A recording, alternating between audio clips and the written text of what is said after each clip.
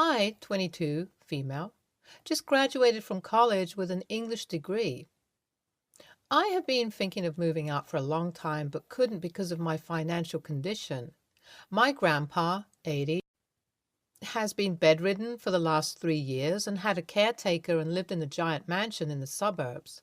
I was particularly close to my grandpa and always felt bad for him. He has two daughters, my mom and her elder sister, and a son, but none of them visit him since the time Granny died. My grandpa has helped his children during their rough patches, so I never understood the indifference that his children showed him. Out of his grandchildren, I was the only one who visited him at least once every week. Even my sister thought that he was a senile old man. Like every other week, I set out to my grandpa's house and was greeted by his housekeeper, Martha, on my arrival. We talked like we usually do, but I think he could spot the worry on my face and asked me what was bothering me. I told him about my financial troubles. He offered me money, but I refused. I didn't like the idea of taking a loan from him. "I want to earn it, Poppy," I said. My grandpa told me that is exactly what he meant and continued that his housekeeper Martha was going on leave for 6 months, and he isn't exactly comfortable with the idea of anybody else doing that job, so if I was willing, I could do it, and he would pay me what he's paying Martha. I immediately took that up because it would help me out quite a bit, and I liked his house and could stay there till I moved out.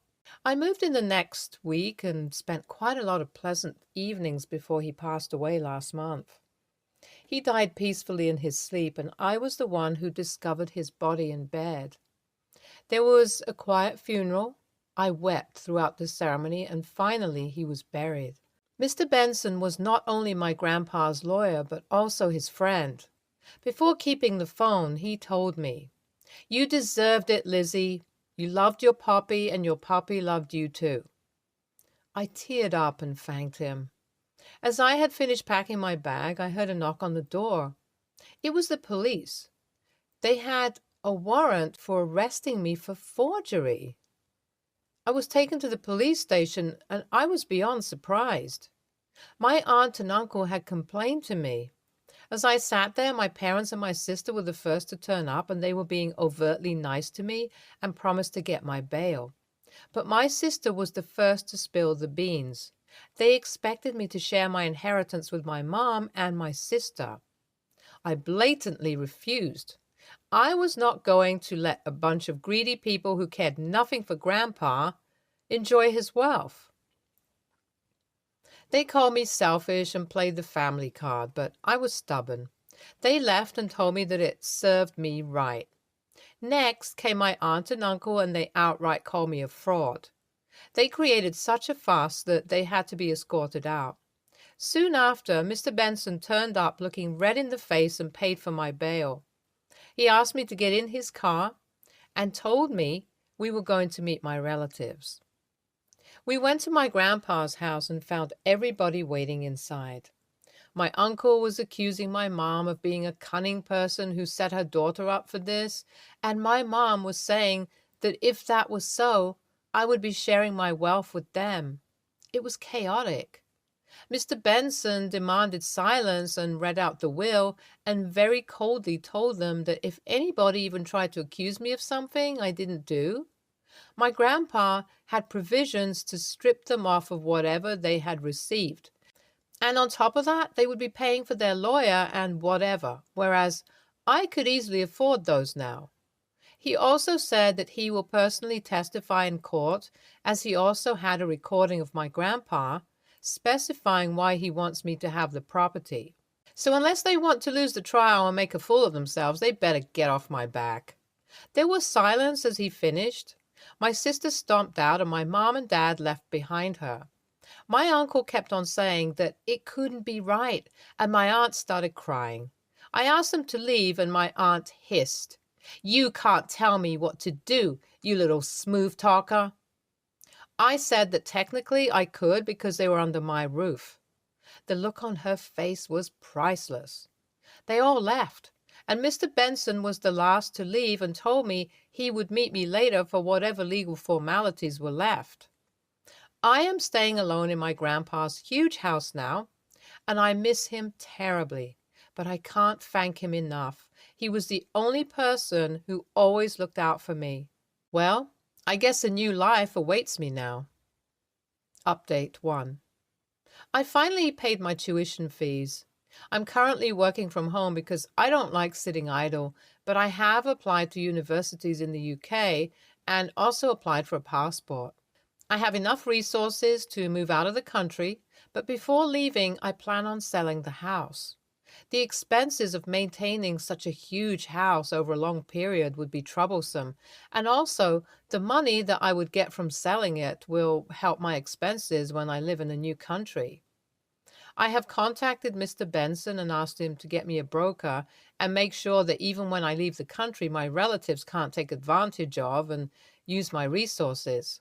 One of my cousins had called me up and was asking if they could stay in the house when I leave the country. I said a flat no, because he is not exactly a reliable or responsible person, and I wouldn't like to come back and find everything stolen or sold. Filing a lawsuit is not exactly a helpful procedure either, as there's no guarantee that you will win the case or not. So I'm not going to take any risks. Update 2. My parents have not contacted me since that day, and 2 weeks passed before I got a call from them telling me that they have decided to give their assets completely to my sister. I think I took them by surprise when I enthusiastically agreed to them. I said that I think that would only be fair because I already have my grandfather's inheritance. I don't need more, and it's totally fine by me. I heard my mom stutter on the call before she abruptly cut the call. Update 3. Guys, I leave tomorrow for the UK. Life's been really exciting lately. I called my parents one last time and told them about my decision of moving out of the country. I also informed them that Poppy's house is sold. They congratulated me curtly, but that was already more than I expected. My sister was surprisingly warm to me. She even told me to text her and stay in touch. I think she finally understands why I did what I did. And also, since I'm not taking any part of Mom and Dad's inheritance, she has made her peace with me. Before cutting the call, she told me that she would miss me. This made me kind of happy. Wish me luck, Redditors. NTA, you deserved it, like Mr. Benson said. You were the only one who brought joy into the life of your grandpa, who was on his deathbed. Your relatives can't just swoop in and demand a part of the inheritance when they've done nothing except be irresponsible, inhumane, and selfish. Your grandfather loved you and looked out for you. He was more of a father figure to you than your dad, who should have been the one helping you out to pursue your further studies. Your grandfather did what he deemed fit.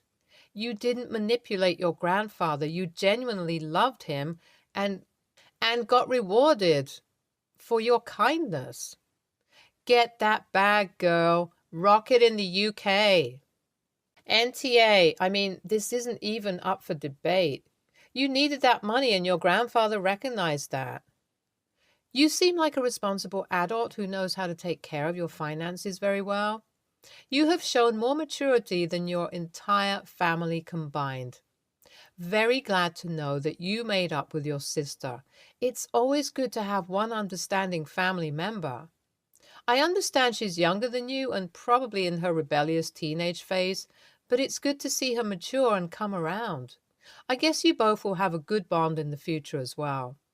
You acted just like you should have. May you be successful in your career.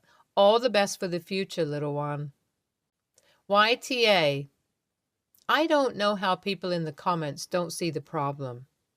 She is painting herself in an overtly good manner.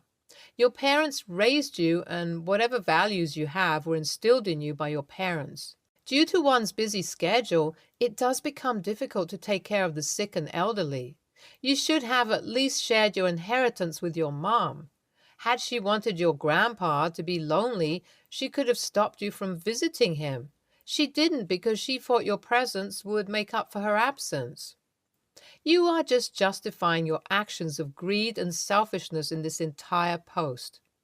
I wonder if the will was tampered with. I don't know, man, but yeah, bro, YTA, whatever. Next story. Two of my children still live with me at home. Neither one decided to go to college, and both have crappy minimum wage jobs. They have an inheritance from their grandparents that they will get when they're 25. It's enough to live off if you live frugally for your entire life, but it seems like a lot of money. Their oldest sister just moved out after graduating from college. She did the grocery shopping and the cooking for the house. I gave her money and she took care of it. I tried this with the middle kid the first week after his sister moved out. He and his brother spent all the money on delivery in 2 days. I didn't give them more money, so they had to spend their own. They were pissed. So now I buy the basics, pasta, bread, eggs, cheese, that sort of thing, and I only cook for myself. My ex-wife, my daughter, and myself have all tried to teach them to cook. They refuse. So they have been having to cut back on their expenses because I won't buy ready-to-eat meals, delivery, or food prep. My ex moved to Wisconsin, and my kids know better than to say they want to go live with her. They like Texas winters just fine after experiencing just one up north. They talked to me the other day about food again. They said I'm being cheap by not providing them with better food options. It was Saturday, so I went in the fridge and pulled out some chicken thighs I had defrosting. In an hour, I had butter chicken and broccoli with naan bread for our lunch. I told them that I wasn't going to make any changes to how things ran in my house. I told them all they had to do was go to college and I would cover their meal plan. Nope, they liked their lives other than the food situation. My mom called me today and said I was being mean to her poor babies. I offered to send them to live with her, and she politely declined and dropped it.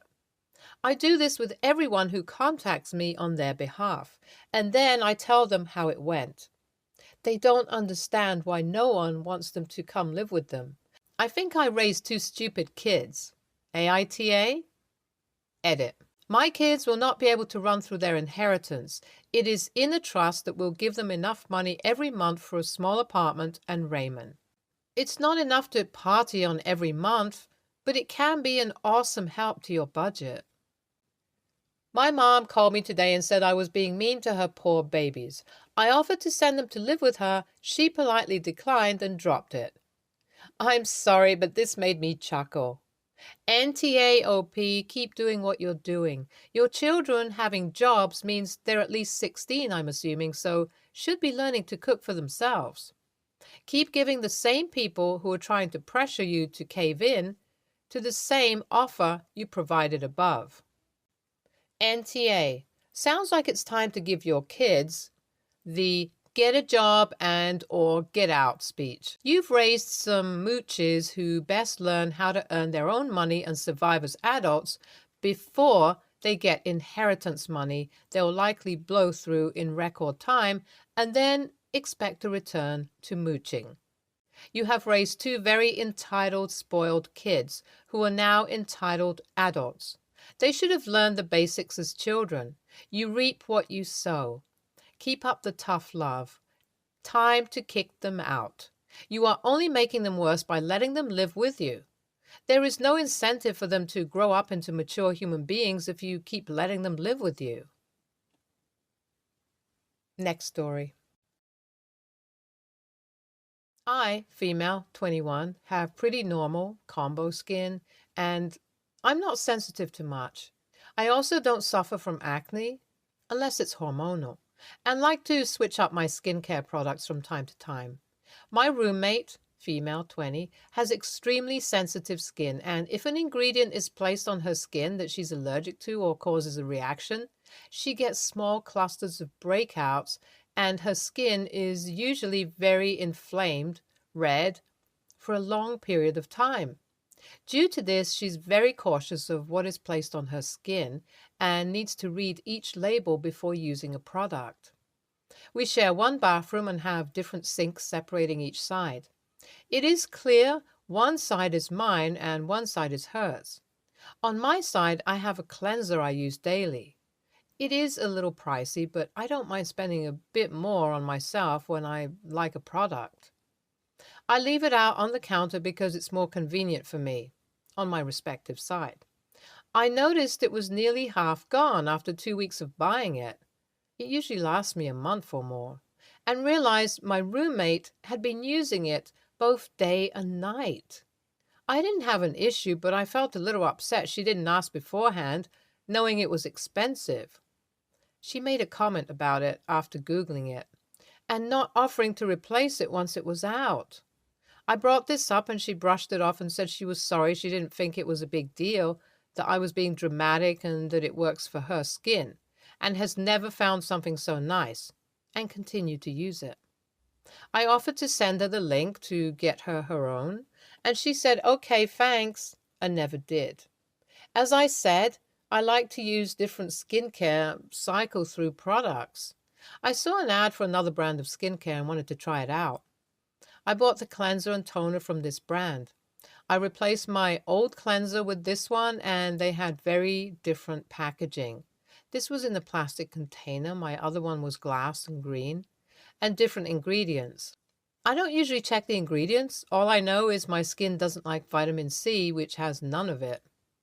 I didn't think much of changing my products like I always do until my roommate woke up the next morning with a severe inflamed rash across her face. Her skin has its stages of acne, and she was even on medication for it, but it was in remission up until this point. She ran to the bathroom and found out I had changed my cleanser, and that was what caused this reaction. She went crazy on me and started yelling at me, telling me her skin was burning and it was all my fault. She said, I knew her skin would react to this, and that I'm a petty bitch for sabotaging her. She called me a selfish whore and that she won't be able to do what she had planned this weekend because of this. She thinks I'm in the wrong because I knew she was sensitive to certain things. I don't know exactly what, and did this purposefully. The products are clearly different, and she didn't take the chance to read the label. I feel like it's not my job to tell her I changed my routine. You wouldn't even be TA if you had switched them out intentionally. She was stealing from you. You switched up your routine. It's not your job to notify the thieves of what you're doing. If you had put hot sauce or something in it, you'd be TA. But this is her own damn fault and wasn't malicious on your part at all. NTA, can you move out? This girl has issues. NTA, absolutely NTA. Skincare is a very serious and expensive game. It's baffling to read that a girl with extreme acne issues doesn't understand this. It seems she just lacks common sense and decency. She might have started using your products before she was jealous of your skin. I think her never buying the product on her own after you sent the link somewhat proves this, but I could be wrong. She seems like a lot of work. NTA. It's absolutely hilarious that she could even think she was in the right here. She's a thief. Next story. I'm 28 male, and my wife, Anna, 28 female, were expecting. She was almost 3 months. We were really excited. We bought everything a baby needed and talked a lot about our future with the baby. August 23rd, 2022, my wife woke me up in tears. She tossed her blanket off from her legs to show me a big patch of blood near her crotch, staining the sheets. We had a really hard time accepting the fact, but Anna was much more affected.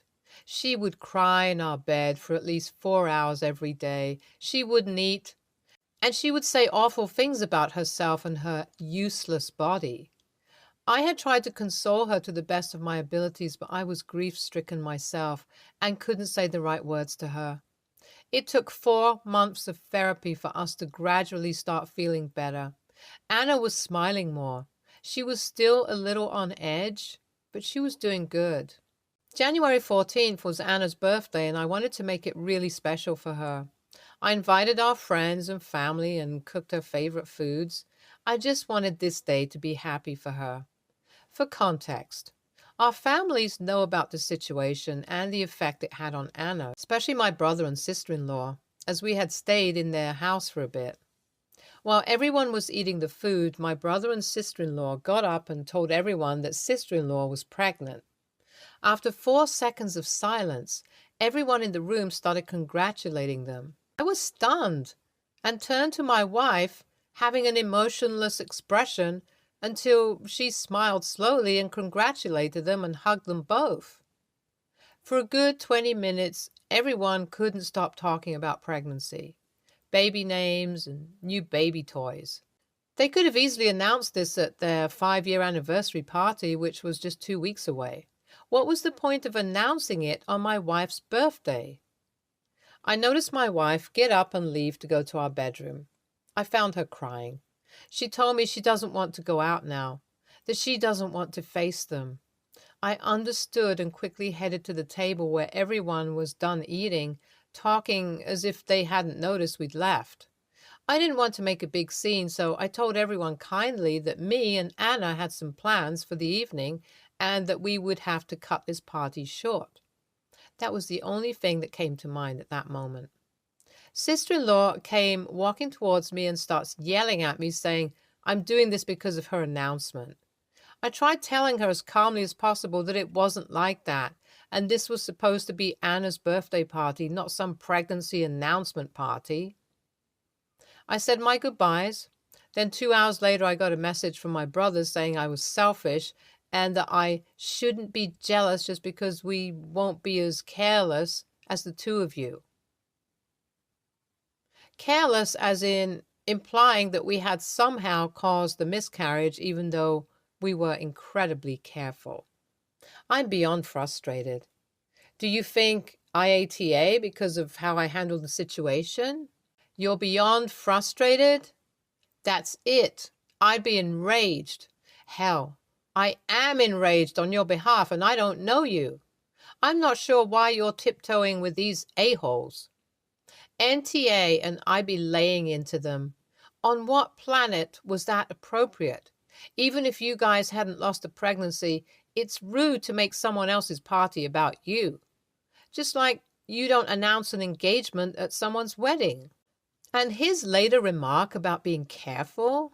What the actual frick? If one of my brothers pulled a stunt like that, they'd get an earful from me, whether it was my party or not.